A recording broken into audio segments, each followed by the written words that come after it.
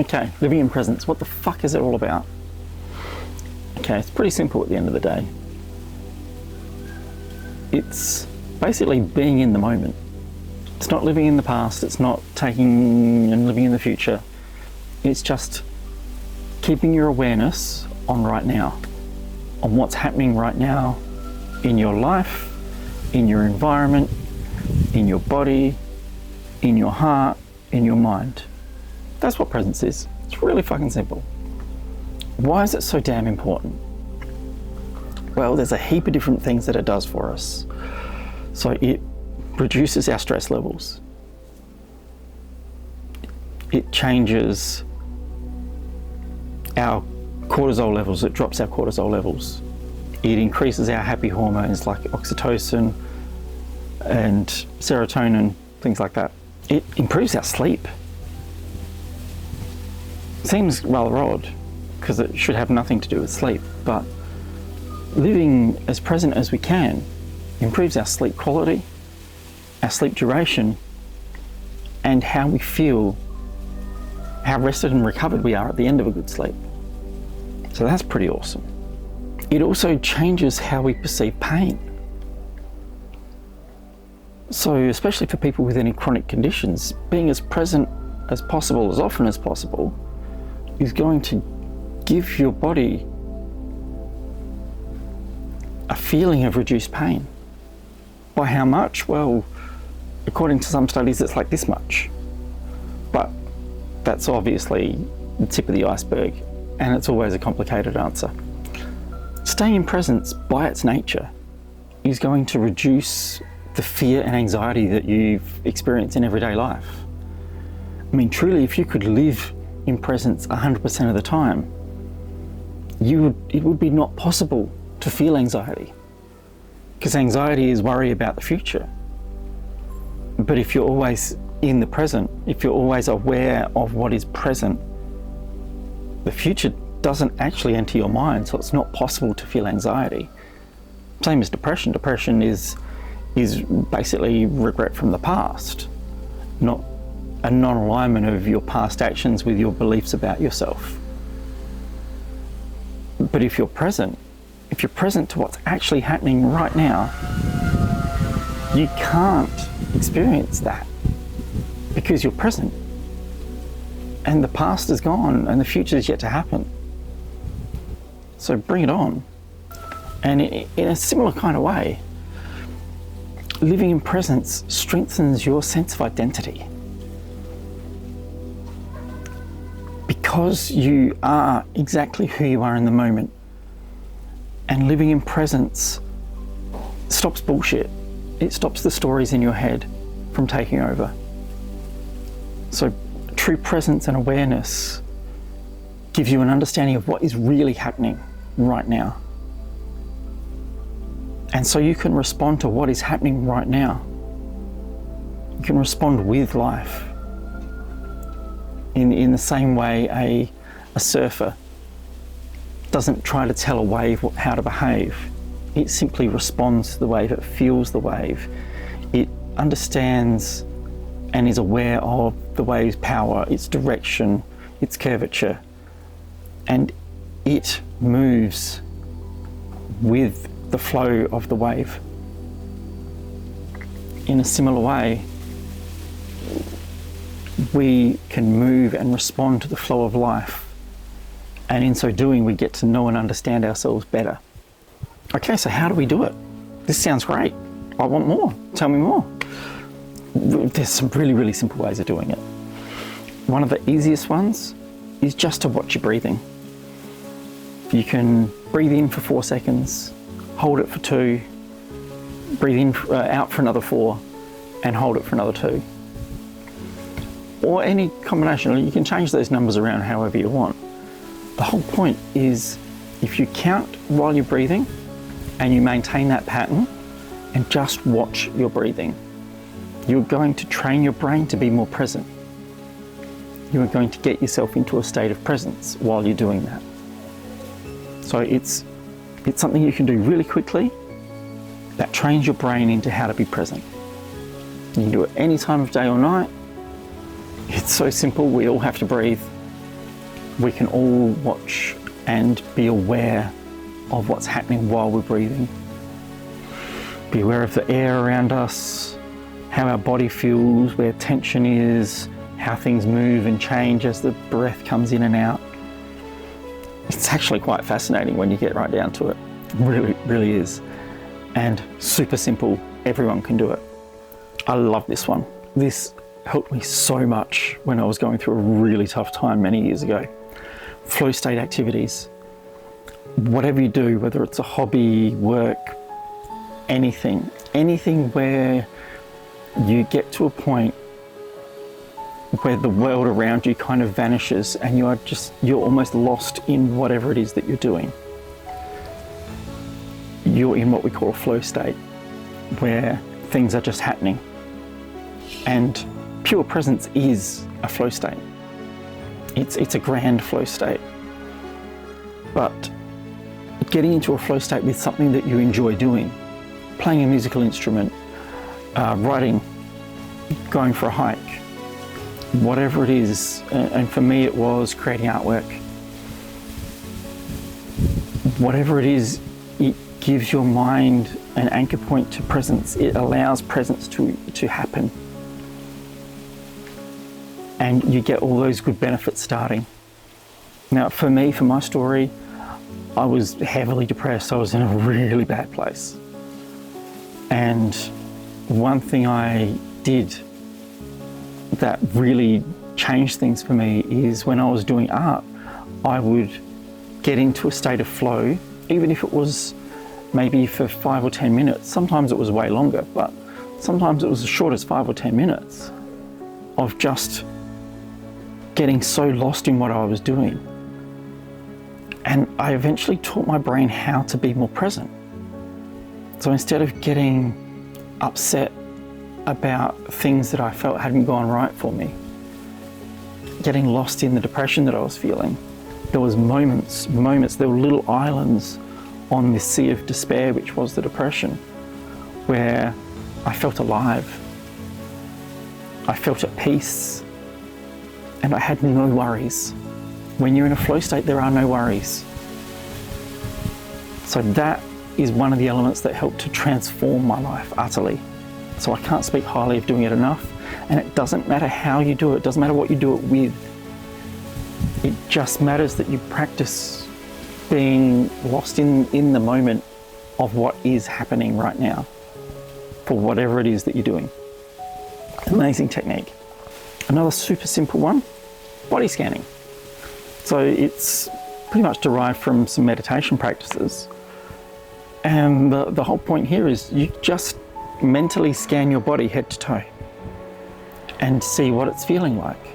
So you can go, like I said, start at your head, go to your toe, bit itchy, and just feel every part of your body. How does your scalp feel, forehead, and just down and down and down, or you can go bottom up, doesn't matter. It's just about stopping for a moment and experiencing what is actually happening for you, what's happening in your body. And that is a practice that's going to get you to feel more present, more aware of what is really happening more often. Super simple. This one is brilliant. Mindful music listening. Put on a piece of music and just experience the music. Don't do other things while you're doing the music. Just experience the music. Sit, stand, lay down, doesn't matter. Experience the music that's happening. So don't lose focus on everything else, just experience the music. How does it make you feel? Does it make your body want to move? Experience all of it. Does it make you sad? Does it make you happy? What thoughts is it generating for you? Just watch and observe everything that's happening. And you're practicing how to be present just by putting some awesome music on and experiencing it really deeply. Active gratitude. Super simple. All I want you to do is stop whatever you're doing for a couple of moments and ask yourself a really simple question.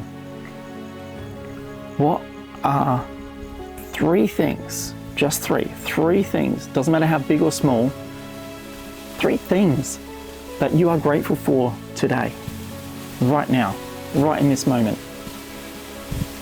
Now, me 10 years ago, I might have struggled with that question, but there are answers. There's always answers. Even if it's just the sun is shining today. I can breathe the air. Even if it's as basic as that, there's nothing too small to be grateful for. So it might be, I'm grateful that I'm embarrassing myself on YouTube right now. Doesn't really matter. You know, it might be I'm grateful for my partner. I'm grateful for my family, grateful for my job. Doesn't matter what it is. List 3 things. You can do this morning and night and any time during the day. And just the act of sitting and contemplating what it is that you're grateful for starts you getting more present. Gratitude is the act of being present to what is awesome in the world. And it doesn't matter how big or small it is. Just feeling and experiencing that gratitude.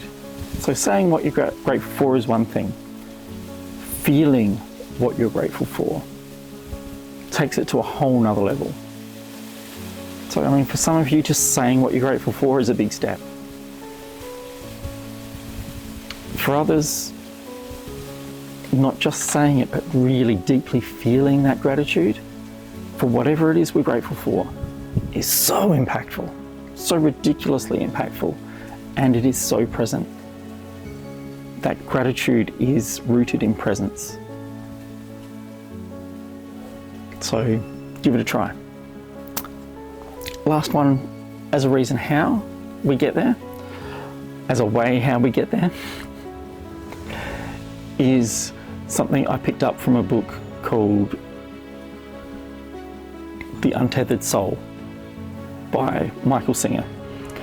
And it's basically the art of observing yourself. He goes into way more detail in his book, and it's an amazing read. I couldn't recommend it highly enough to anybody that wants to see their life from a different perspective. Amazing, amazing book. But effectively, all we need to do for this particular one is to acknowledge that we are not our body, we are not our emotions, we are not our mind. Okay, I might have already challenged a few of you here. We are that observes our body, our emotions, our mind, and our environment. So we are the observer of these things. That's a pretty critical first step. So if you can accept that, then all you need to do for this is to sit back and observe your thoughts. Just take a few deep breaths and observe what's going on in your mind. Observe what's happening in your body. What's going on around your heart? Can you feel and experience some of the emotions that are happening inside of you? When you find yourself in a place where you are just experiencing these things, it's called the seat of self. A really simple way of doing it is just to say hello in your mind over and over again, and observe you saying hello in your mind over and over again. You observing that is you being in the seat of self. It's the awareness of what is happening is the seat of self. And it is a place where presence is. The seat of self is presence. Your awareness, when it is directed now, is presence. So it's an amazing way to do things. When you get practiced at it, you'll hear your mind and you'll understand that your mind is just saying things. It's basically just a computer that's trying to solve problems for you, and sometimes its solutions aren't really very good ones. Sometimes they're amazing, sometimes they're not so good. you'll experience your heart and your emotions, and you'll feel your heart rise and fall. You'll feel your emotions ebb and flow and change. But you don't need to react to either the mind or the heart. You can experience them fully. Like if you get a really tough emotion, somebody comes through and they make you really angry, you can fully experience that emotion from the seat of self. You can feel the anger rising up, and you can experience it, and you can just observe it. Not squash it, not push it away, not deny it, just observe it. Just go, oh wow, that's fascinating. And feel it change in your body, and feel it ebb and flow. And then just by feeling it, deep breathing, relax your shoulders, you'll feel that energy dissipate, change, move on. You haven't denied the emotion. You haven't suppressed it. You haven't reacted to it. You've simply observed it. And now, especially once the heightened emotion is gone, you can start working through your day in response with what is happening. Rather than reacting to the emotion, you can respond with everything that's happening, not just emotionally, but in your mind, in your environment, in your body. So you'll be able to make much more wise decisions, much more wise actions by living in this space. Okay, that all sounds great. What happens when you fall down? No matter which one of those methods you use, there's a fair chance that you will not stay in presence all the time. Yep, it's true. You probably won't. In fact, if you did, please show me how. I'm definitely not at that level yet. It's pretty simple. When you fall out of presence, you might fall out for a minute. You might fall out for an hour, for a day, for a month, for a year or more. Who knows? When you catch yourself realizing that you are not being present, there's one simple solution. Get back to being present. Don't get upset about it. Don't berate yourself, because that's just stories. That's just living in a past, or living in a future, living in a fantasy. Just get back to what is, and what is, I wasn't living in presence. I can now choose to live in presence again, and use whatever technique is going to help you get there. It's about that simple. Oh, and one last point. Make it two last points. Something to consider is, from my studies, every single major religion has one form or another of ritual or teaching that shows the followers how to be present. Now, I'm not a particularly religious person, but I think there's a lot of wisdom in religious teachings, depending on how we choose to observe them. And the fact that every single major religion has some way of teaching us how to be present cannot be coincidence. So there's some depth, and there's something really powerful about being present in your own life. And the last thing I'll say is, you only live now. So you might as well be present to what is now. You don't live in the future. It's a story in your mind. You don't live in the past. It's a different kind of story in your mind. Neither the present nor the past exactly exist right now. You're not alive in the future. You're not alive in the past. So live now, be present now, and experience change in your life that you probably didn't think was possible.